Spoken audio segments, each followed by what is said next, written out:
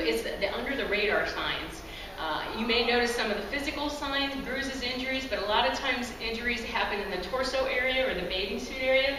So those are areas that we have covered up. I had an HR director who she would, every morning for 20 years, she lived with her husband and was married, he would hit her all down her back and down on her arms, and she said, but Cheryl, I worked in human resources, I had to wear a coat. I had to make sure that all those things were covered up, and I put on a happy smile every time I went into work. But little did people know what I was going through at home. So it can happen to anybody. The other thing, noticing that the person says, oh, they're clumsy or accident prone. I always say you have 2 ears for a reason, so when people share things with you, you need to listen. They may be just telling you just enough to get your attention, and you really need to be mindful of that. Wearing heavy makeup or heavy clothing, wearing turtlenecks in the summer, or wearing scarves, large sunglasses to cover up bruising. Be mindful of those kind of things. As a manager, you're going to notice probably attendance or tardiness. A lot of times, the ultimate goal of that abuser is to make sure that person doesn't have a job. If they don't have a job, they don't have income. That makes them even more of an object for that abuser. Some additional signs are the isolation, not being able to take breaks or have lunch with other people. And sometimes the workplace is the only place that is able to be there to reach out for that person from that standpoint. They're passing phone calls, emails. We had one organization, they actually fired the abuser. He made 129 calls on the company cell phone, used company email and the company truck to stalk someone, to stalk his partner. And another organization, the employee was going through a divorce. She got a protection order. She had shared that with all the appropriate resources, HR, security. Lo and behold, that abuser showed up at the workplace. He said, told security, I have to go see my wife. She's over in the headquarters. And security said, no, you can't go in, because they had known, they were aware. And lo and behold, he said, no, I really need to go see her. Security said, pull over. They pulled him over, they opened the trunk, and it was filled with guns and ammunition. So that day, the intention was to go and kill her, potentially some of those other co-workers. So this is why it's such an important issue for the workplace from a standpoint of workplace safety. And you just want to create that culture where people feel comfortable coming forward. If that person had not shared that with the appropriate resources in that organization, it could have been really detrimental.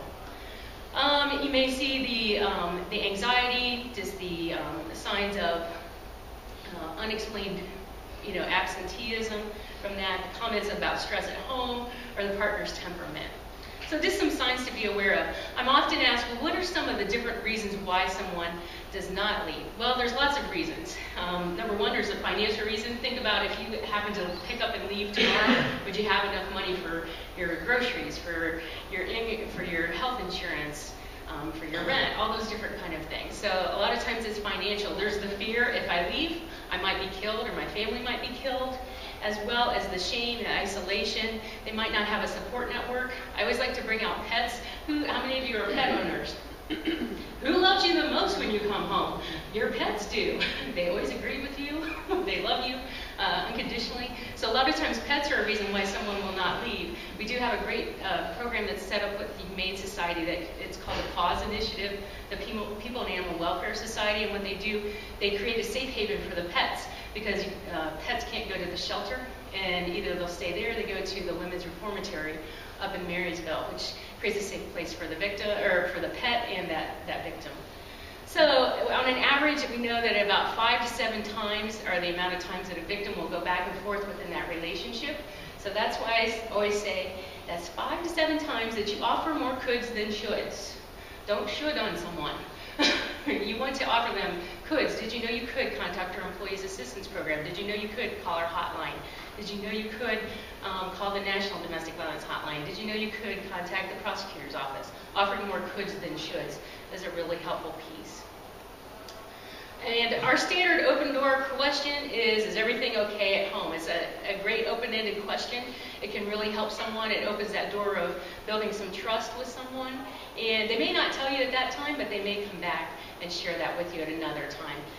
If they do disclose to you, offer them that support, let them know that they're not alone, that it's not their fault, and there's a lot of resources that can be available. And that's your opportunity to hand them a resource card or get them some type of a connection with you in your organization. If they do decline it, the next slide there. You know, it's a great opportunity to say, you know what, you may want to just hang on to this. You may have another friend or family member that could access this, because everybody's entitled to a healthy relationship. And still give them the card. At the end of the day, you're providing that resource for someone. We know statistically that 1 out of every 4 women, and on the next slide there, Mike,